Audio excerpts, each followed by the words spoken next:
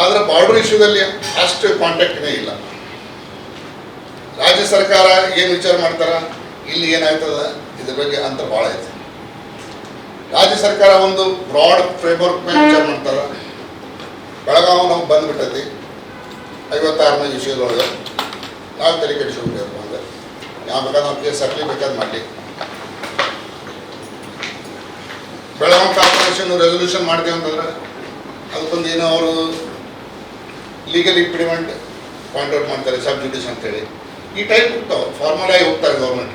But ಇವತ್ತೊಂದು ವಾಸ್ತವಿಕ ಸ್ಥಿತಿ ನೋಡಿ, if you have to understand the aspirations of the people, ಇದು ಬಾರ್ಡರ್ ಡಿಸ್ಪ್ಯೂಟ್ ಆಯ್ತು, ವಾಟರ್ ಡಿಸ್ಪ್ಯೂಟ್ ಆಯ್ತು, ಅಷ್ಟು ಈಸಿ ಹ್ಯಾಂಡಲ್ ಮಾಡೋ ಸಾಲಲ್ಲ. ನಾವು ತಿಳ್ಕೋಬೇಕು ಏನು ಇಲ್ಲಿ ಪರಿಸ್ಥಿತಿ ಐತಿ. ಅದರ ಮುಖಾಂತರ ಕಾನೂನು ಚೌಕಟ್ಟಿನಲ್ಲಿ of course you have to all move, but having regard to the people's aspirations. Belagavi ಸಂಬಂಧಪಟ್ಟಂತೆ ನಮಗೆಲ್ಲರಿಗೂ ಗೊತ್ತು, ನಮಗೂ ಹೆಚ್ಚು ಗೊತ್ತು, ಇದು ಕರ್ನಾಟಕದ ಒಂದು ಇಂಟಿಗ್ರಲ್ ಪಾರ್ಟ್, ರೈಟ್? ಇವತ್ತಲ್ಲ, ಇದು 100 ವರ್ಷದಿಂದ ಬಂದಿತ್ತು. 1818ರಲ್ಲಿ ಆಂಗ್ಲೋ ಮರಾಠ ವಾರ ಆಯಿತು. ಆಂಗ್ಲೋ ಮರಾಠ ವಾರ್ನಲ್ಲಿ ಬ್ರಿಟಿಷರು ಗೆದ್ದರು. ಆಮೇಲೆ ಈ ಭಾಗ ಬ್ರಿಟಿಷರ ಭಾಗವಾಯಿತು. ಕೆಲವು ದಿನ ಸದರನ್ ಮರಾಠ ಜೋಬ್ ಅಂತಿದ್ರು, ಒಂದು ರೀಜನ್ ಮಾಡಿದರು. ಅದು ಮದ್ರಾಸ್ ಗೌರ್ಮೆಂಟಕ್ಕೆ ರಿಪೋರ್ಟ್ ಹಾಕಿತ್ತು. ಕಿತ್ತೂರಿನಲ್ಲಿ ಏನೊಂದು ಇದು ಆಯಿತು, ರಿವೋಲ್ಟು. ಅದಾದಮೇಲೆ ಮದ್ರಾಸ್ ಸರ್ಕಾರಕ್ಕೆ ಬೇಡ, ಇದು ಮುಂಬೈ ಸರ್ಕಾರಕ್ಕೆ ರಿಪೋರ್ಟ್ ಮಾಡ್ಬೇಕಂತೇಳಿ ಮುಂಬೈ ಸರ್ಕಾರಕ್ಕೆ ಈ ಒಂದು ಭಾಗದ ಜವಾಬ್ದಾರಿ ಕೊಟ್ಟರು. ಆಮೇಲೆ ಇಲ್ಲಿ ಈ ಒಂದು ಏರಿಯಾ ಮುಂಬೈ ಕರ್ನಾಟಕ ಮುಂಬೈ ಸರ್ಕಾರದ ಭಾಗವಾಯಿತು. ಇದು 1956ರವರೆಗೆ ನಡೀತು. ಮುಂಬೈ ಸರ್ಕಾರ ಅಥವಾ ಮುಂಬೈ ರಾಜ್ಯ ಅದು ಮಹಾರಾಷ್ಟ್ರದಂತ ಅಲ್ಲ, ಎಲ್ಲರದ್ದು ಇತ್ತು. ಅದರಲ್ಲಿ 1/4 ಕನ್ನಡ ಇತ್ತು, 1/4 ಮರಾಠಿ ಇತ್ತು, 1/4 ಗುಜರಾತಿ ಇತ್ತು, 1/4 ಸಿಂಧ್ ಆಲ್ಸೋ ಇತ್ತು. ಸಿಂಧ್ ಅಂದರೆ ಪಾಕಿಸ್ತಾನದಾಗ ಇತ್ತು, ಅದು ನಮ್ಮ ಮುಂಬೈ ರಾಜ್ಯದಾಗ ಇತ್ತು. ಆಮೇಲೆ ಈಜಿಪ್ಟ್ನಲ್ಲಿ ಎಡನ್ ಅಂತಾರೆ. Aden was also part of the Bombay government. ಅಂದರೆ ನಮ್ಮ ರಾಜ್ಯ ಏನಿತ್ತು ಈಗ ಮುಂಬೈ ರಾಜ್ಯ, ತುಂಗಭದ್ರಾ ನದಿ ಹಿಡ್ಕೊಂಡು ಎಡನ್ವರೆಗೆ ಒಂದು ವ್ಯಾಪ್ತಿ ಇತ್ತು, ಒಂದು ದೊಡ್ಡ ರಾಜ್ಯ. ಸೊ ಅದು ಮಹಾರಾಷ್ಟ್ರಕ್ಕೂ ಸಂಬಂಧ ಇಲ್ಲ, ಕರ್ನಾಟಕ ಅಲ್ಲ, ಗುಜರಾತು ಅಲ್ಲ, ಸಿಂಧೂ ಅಲ್ಲ, ಎಲ್ಲರದ್ದು ಒಂದೊಂದು ಕಾಂಪೋಸಿಟ್ ಸ್ಟೇಟ್ ಅಂತ ಇದೆ. ಮುಂದೆ 1920ರಲ್ಲಿ ಭಾಷಾವಾರ ಪ್ರಾಂತ ಮಾಡಬೇಕು ಅನ್ನೋದು ಒಂದು ಚಳವಳಿ ನಡೀತು. ಕರ್ನಾಟಕದಲ್ಲಿ ಅಷ್ಟೇ ಅಲ್ಲ, ಒರಿಸ್ಸಾದಲ್ಲಿ ಆಯಿತು, ಸಿಂಧದಾಗ ಆಯಿತು, ಬೇರೆ ಬೇರೆ ಕಡೆ ಆಯ್ತು, ಎಲ್ಲ ಕಡೆ. ಸೈಮನ್ ಕಮಿಷನ್ ಇದ್ರ ಬಗ್ಗೆ ಭಾಳ ಸ್ಟಡಿ ಮಾಡಿದರು, ಜನ ಓದಿರ್ತೀರಿ. ಕರ್ನಾಟಕದವ್ರು ಹೋಗಿ ಬೇಡಿಕೆ ಇಟ್ಟರು, ಕರ್ನಾಟಕ ಮಾಡಬೇಕು ನೀವು. ಅವಾಗೊಂದು ಪ್ರಾಬ್ಲಮ್ ಇತ್ತು, ಏನಪ್ಪ ಅಂದ್ರೆ ಕರ್ನಾಟಕ ಏರಿಯಾ ಏನಿತ್ತಲ್ಲ, ಇದು ಬ್ರಿಟಿಷರು ಡೈರೆಕ್ಟ್ ಅವಧಿ ಒಳಗೆ ಪೂರ್ತಿ ಇರಲಿಲ್ಲ. ಅರ್ಧ ಕರ್ನಾಟಕ ಅಂದರೆ ಮುಂಬೈ ಕರ್ನಾಟಕ, ಬಳ್ಳಾರಿ, ಮಂಗಳೂರು, ಕೂರ್ಗ್ ಅಷ್ಟೇ ಬ್ರಿಟಿಷ್ ಡೈರೆಕ್ಟ್ ಕಂಟ್ರೋಲ್ ಇತ್ತು. ಉಳುಕಿದ ಭಾಗ ಏನಿತ್ತು, ಒಂದು ಭಾಗ ಹೈದರಾಬಾದ್ ನೈಜಾಮರ ಕಡೆ ಕಂಟ್ರೋಲ್ ಇತ್ತು, ಇನ್ನೊಂದು ಮೈಸೂರು ಮಹಾರಾಜರ ಕಂಟ್ರೋಲ್ ಇತ್ತು. ಅವರಂದ್ರೆ ನಾವು ನಮ್ಮದೇನು ಟೆರಿಟರಿ ಐತಿ ಅಷ್ಟು ಬೇಕಾದ್ರೆ ನಾವು ಮಾಡುವ ಒಂದು ಸಣ್ಣ ರಾಜ್ಯ. ಮೈಸೂರು ಏನೈತೆ ಅದು ಮಹಾರಾಜರದು, ಇದು ನವಾಬರದು. ಅವ್ರ ಮೇಲೆ ನಮ್ಮ ಕಂಟ್ರೋಲ್ ಐತಿ, ಬಟ್ ಅದನ್ನು ಸೇರ್ಸಕ್ಕೆ ಬರೋಂಗಿಲ್ಲ. ಹೀಗಾಗಿ ಈ ಕಾರಣಕ್ಕಾಗಿ 1936ರಲ್ಲಿ ಆಗಬೇಕಾಗಿದ್ದು ಕರ್ನಾಟಕ ಆಗಲಿಲ್ಲ. ಆದರೆ 2 ರಾಜ್ಯ ಅದು, ಸಿಂಧ್ ಪ್ರಾಂತ ಆಯಿತು, ಒಡಿಶಾ ಪ್ರಾಂತ ಆಯಿತು. ಅಲ್ಲಿ ಯಾವ ಈ ಪ್ರಾಬ್ಲಮ್ ಇರಲಿಲ್ಲ. ಇದ್ರೂ ಸಹಿತ ಅದನ್ನು they are not major problem ಅಲ್ಲಿ ಮಾಡಿದರು. ಮುಂದೆ ಇಂಡಿಪೆಂಡೆನ್ಸ್ ಬಂತು. ಈ ಭಾಷಾವಾರ ರಾಜ್ಯ ಆಗಬೇಕು, ಒಂದು ಭಾಷೆ ಜನರನ್ನ ಒಂದು ಕಡೆ ಕೂಡಿಸ್ಬೇಕು ಅನ್ನೋ ಡಿಮಾಂಡ್ ಸ್ಟಾರ್ಟ್ ಆಯಿತು. ಅದಕ್ಕೆ ಕಮಿಷನ್ ಅಪಾಯಿಂಟ್ ಮಾಡಿದರು, ಫಜಲಹಳ್ಳಿ ಕಮಿಷನ್. ಇವನ್ನೆಲ್ಲ ಯಾವ್ಯಾವ ಸ್ಟಡಿ ಮಾಡ್ಬೇಕಂತೇಳಿ. ಅದೇ ಟೈಮ್ನಲ್ಲಿ ಬ್ಯಾರಿಸ್ಟರ್ ಪ್ರಕಾಶಂ ಆಂಧ್ರದಲ್ಲಿ ಹಂಗರ್ ಸ್ಟ್ರೈಕ್ ಕೊಟ್ಟರು. ಅದೊಂದು ಸಿಚುವೇಶನ್ ಡೆವಲಪ್ ಆದಮೇಲೆ ಕಾಂಗ್ರೆಸ್ ಪಾರ್ಟಿ ರೆಸೊಲ್ಯೂಷನ್ ಇತ್ತು, ಮಹಾತ್ಮ ಗಾಂಧಿಯವರೆಲ್ಲ ಈ ಭಾಷಾವಾರ ರಾಜ್ಯ ಆಗಬೇಕು, ಭಾಷಾವಾರ ಜನರು ಕೂಡಿಸಿದ್ರೆ ಹೆಂಗೆ ಯುರೋಪ್ನಲ್ಲಿ ಹೆಂಗೆ ಭಾಷಾವಾರದ ದೇಶ ಆಗಿವೆ ಹಂಗೆ ಇಲ್ಲಿ ಭಾಷಾವಾರದ ರಾಜ್ಯ ವಿತಿನ್ ಇಂಡಿಯಾ ಆಗಬೇಕು ಅನ್ನೋದು ಒಂದು ಕಾನ್ಸೆಪ್ಟ್ ಬಂತು. ಸೊ ಇದ್ರ ಪ್ರಕಾರ 56ರಲ್ಲಿ ಕರ್ನಾಟಕ ಉದಯವಾಯಿತು. 1 ನವೆಂಬರ್ 1956. ಏನೇನು ಜಾಯ್ನ್ ಅದು? ಮುಂಬೈ ರಾಜ್ಯದಲ್ಲಿದ್ದು 4 ಜಿಲ್ಲೆಗಳು: ಬೆಳಗಾವಿ, ಉತ್ತರ ಕನ್ನಡ, ಧಾರವಾಡ, ಬಿಜಾಪುರ.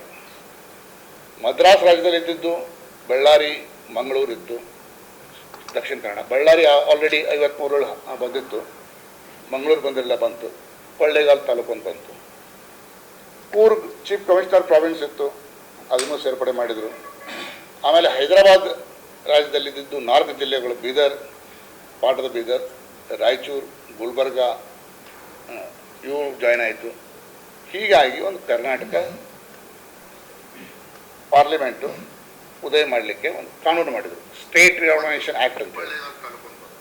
ಆ ಹೊತ್ತಿನಲ್ಲಿ ಫಾರ್ ಸಮ್ ರೀಸನ್ ಇದಕ್ಕೆ ಕರ್ನಾಟಕ ಅನ್ನಲಿಲ್ಲ, ಹೊಸ ಮೈಸೂರು ಅಂದರು. ಯಾಕೆಂದ್ರೆ ಮೈಸೂರು ಜನ ಒಂದು ಸ್ವಲ್ಪ ಏನೋ ಎಮೋಷ್ನಲ್ ಆದರು, ನಮ್ಮ ಹೆಸರು ಚೇಂಜ್ ಆಗಬಾರ್ದು ಅಂತೇಳಿ. ಕನ್ನಡದವ್ರು ಅಂದ್ರೆ ಆಲ್ ರೈಟ್, ಒಂದು ಸ್ವಲ್ಪ ವರ್ಷ ಹೋಗಲಿ, ನೀವು ಮೈಸೂರು ಅನ್ನೋದು, ನೀವು ಮೈಸೂರು ಅಂದರು. ಈಗ ಪ್ರಶ್ನೆ ಏನಪ್ಪ ಅಂತಂದರೆ, 56ರಲ್ಲಿ ಏನಿದೆ ರಾಜ್ಯ ಮಾಡಿದರು, ಪಾರ್ಲಿಮೆಂಟ್ ಭಾಳ ವಿಚಾರ ಮಾಡಿದರು. ಆ ಹೊತ್ತಿನಲ್ಲಿ ಬೆಳಗಾವಿ ಶಾರ್ ಹಿಡ್ಕೊಂಡು ಈ 4 ಜಿಲ್ಲೆ ನೀವು ಮೈಸೂರಕ್ಕೆ ಹಂಚಿದರು. ಅಲ್ಲಿಂದ ಟ್ರಾನ್ಸ್ಫರ್ ಆಗಿ ಇಲ್ಲಿ ಕೊಟ್ಟರು. 60 ವರ್ಷ ಆದಮೇಲೆ ಈ ಒಂದು ಸೂಟ್ ಹಾಕಿದರು ಮಹಾರಾಷ್ಟ್ರದ. ಅವಾಗೇನು ಹಂಚಿದ್ರಲ್ಲ 56ರಲ್ಲಿ, ಇದು ತಪ್ಪು.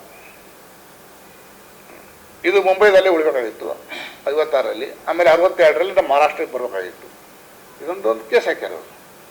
ಕೇಸ್ ಯಾರ ಮ್ಯಾಗ ಯಾರು ಹಾಕ್ಬೋದು, ನಿಮ್ಮ ಪ್ರಾಪರ್ಟಿ ಮ್ಯಾಗ ತಗೊಂಡು ಹಾಕ್ಬೋದು, ನಂದು ಅಂತ ಹೇಳಿ ಕೇಸ್ ಹಾಕ್ಯಾರ. ಈಗ ಪ್ರಶ್ನೆ ಇರೋದವ್ರು ಕೇಸ್ ಹಾಕ್ಯಾರ ಅಂದಮೇಲೆ ಅದರಿಂದ ಪ್ರಭಾವ ಏನು? ಇದನ್ನು ಕರ್ನಾಟಕ ಬಿಟ್ಟು ಹೋಗ್ಬಿಡುತ್ತೆ? ಇಲ್ಲ, ಕೇಂದ್ರದ ಕಾನೂನು ಐತಿ, ಅದ್ರ ಪ್ರಕಾರ ಇದು ಬೆಳಗಾವಿ ಕರ್ನಾಟಕ ಬಂದೈತಿ. ಆರ್ಟಿಕಲ್ 3 and 4ನಲ್ಲಿ ಕಾನೂನು ಪಾಸ್ ಮಾಡ್ಯಾರ, ಕಾನ್ಸ್ಟಿಟ್ಯೂಷನ್. ಯಾರೂ ಇದ್ರ ಬಗ್ಗೆ ತಕರಾರೇನಿಲ್ಲ. ಬೆಳಗಾವಿ ಹಾಕಬೇಕಾಗಿತ್ತು, ಕರ್ನಾಟಕದಲ್ಲಿ ಹಾಕಬಾರ್ದಾಗಿತ್ತು ಅನ್ನೋ ಬಗ್ಗೆ ಯಾರು ವಿಚಾರ ಮಾಡೋರು? ಪಾರ್ಲಿಮೆಂಟ್ ವಿಚಾರ ಮಾಡ್ಯಾರ, ಅವ್ರು ಹಾಕ್ಯಾರ, ಇದು ಜೋಡಿಸ್ಯಾರ. ಇದನ್ನು ಯಾರು 60 ವರ್ಷದ ಮ್ಯಾಗ ಪ್ರಶ್ನಿಸಿದ್ರೆ ಏನಾದರೂ ಅರ್ಥ ಐತಿ? ಏನೂ ಅರ್ಥ ಇಲ್ಲ ಇದ್ರಾಗ. ಸೊ ಈ ಬಗ್ಗೆ ಹೆಚ್ಚು ಗಾಬರಿ ಕೊಡುವ ವಿಷಯ ಅಲ್ಲ. ಆದರೆ ಯಾವುದೇ ಒಂದು ಕೇಸ್ ಕೋರ್ಟ್ನಲ್ಲಿದ್ದರೆ ಅದನ್ನು ನಾವು ಭಾಳ ಕೇರ್ಫುಲ್ಲಾಗಿ ನಡೆಸಬೇಕು. ರಾಜ್ಯ ಸರ್ಕಾರ ನಡೆಸ್ಲಿಕ್ಕತ್ತಾರ, ಆ ಟೀಮ್ನ ಇಲ್ಲ. ಯಾಕಂದರೆ ಕೆಲವು ವಿಷಯದಲ್ಲಿ ಒಳಗಿರೋ ಬದಲಿ ಹೊರಗಿರೋದು ಚಲೋ. ಸೊ ನಾನು ಸಾಕಷ್ಟು ಸಲ ಕೇಳಿದರು, ನಾ ಅದ್ರ ಟೀಮ್ ಜಾಯ್ನ್ ಆಗಿಲ್ಲ, ಹೊರಗಿಂತ ನೋಡ್ತೀನಿ. I am from Belgaum, I know. So ಹೊರಗೆ ಇಟ್ಕೊಂಡು ನಿಮಗೆಲ್ಲ ಮಾತಾಡೋದ್ರೆ ಇದು much more useful than inside the team ಅಂತ ಹೇಳಿ ಹೊರಗೆ ಉಳಿದೀನಿ. ಸೊ ಏನು ಹೇಳಪ್ಪ ಅಂತಂದರೆ, ಇವತ್ತು ಬೆಳಗಾವಿ ಕರ್ನಾಟಕದಲ್ಲಿ ಅವಿಭಾಜ್ಯ ಅಂತ ಇಂಟಿಗ್ರಲ್ ಪಾರ್ಟ್, ಇದು ಯಾರೂ ಏನು ಮಾಡಲಿಕ್ಕೆ ಶಕ್ತಿ ಇಲ್ಲ. ಇದೈತಿ ಸುಪ್ರೀಂ ಕೋರ್ಟ್ ಫೈನಲಿ ಡಿಸೈಡ್ ಮಾಡೋ ಹೊತ್ತಿನಾಗ ಯಾವ ದೃಷ್ಟಿಯಿಂದ ಡಿಸೈಡ್ ಮಾಡ್ತಾರೆ ಬೇರೆ ಮಾತು. ಅದು ನಾವು ಲೀಗಲಿ ನೀಡ್ ನಾಟ್ ಡಿಸ್ಕಸ್, ಅದೆಲ್ಲ ಸಬ್ ಜುಡಿಸು. ಬಟ್ ಇದು ನಮ್ಮದು ರಾಜ್ಯದ ಇಂಟಿಗ್ರಲ್ ಪಾರ್ಟ್ ಅನ್ನೋದು ಕರೀಲಿಕ್ಕೆ ಯಾವ ಆತಂಕ ಇಲ್ಲ. ಕೇಸ್ನಾಗ ನಮ್ಮದು ಸ್ಟ್ರಾಂಗ್ ಐತೋ, ಅವ್ರದ್ದು ಸ್ಟ್ರಾಂಗ್ ಐತೋ, ಮಹಾರಾಷ್ಟ್ರ ಕೇಸ್ನಾಗ ಅರ್ಥ ಐತೋ ಅರ್ಥ ಇಲ್ಲೋ, ಅದೆಲ್ಲ ಡಿಸ್ಕಷನ್ ಆನ್ ಮೆರಿಟ್. ಅದನ್ನು ಡಿಸ್ಕಸ್ ಮಾಡೋದು ಔಟ್ಸೈಡ್ ದ ಕೋರ್ಟು ಉಚಿತವಲ್ಲ. ಬಟ್ ಇದು ನಂದು ಅಂತ ಹೇಳ್ಕೊಳಕ್ಕೆ ಏನು ಪ್ರಾಬ್ಲಮ್ ಐತಿ? ಏನಿಲ್ಲ, ನಮ್ದು ಇದ್ದಿದ್ದು ಖರೇನೆ, ಅದ್ರಾಗೇನು ಪ್ರಾಬ್ಲಮ್ ಐತಿ? ಸೊ ಬೆಳಗಾವಿ ಕಾರ್ಪೊರೇಷನ್ ಕೇಳಿದ್ರು, ನನಗೆ ಟೊಂಗಲಿನ ಕೇಳಿದರು, ಇವರು ಎಲ್ಲರೂ ಕೇಳಿದ್ರಿ ಏನು ಲೀಗಲ್ ಒಪಿನಿಯನ್ಪ? ಅದ್ರಾಗೇನು ಲೀಗಲ್ ಇಂಪ್ಲಿಮೆಂಟ್ ಇಲ್ಲ. Symbolically you are asserting. If symbolically Belgaum Corporation wants to say we are integral part of Karnataka, it is integral part of Karnataka. The corporation is established under the Municipal Corporation of Karnataka of 1976. ಇದನ್ನು ಹೊರಗಿನ corporation ಅಲ್ಲ, ನಮ್ಮದ corporation. So ನಾವು Karnataka integral part ಅಂತ ಹೇಳೋದು ಹೊತ್ತಿನಲ್ಲಿ ಹೇಳೋದಕ್ಕೆ ಯಾವುದೂ ಅಭ್ಯಂತರ ಇಲ್ಲ.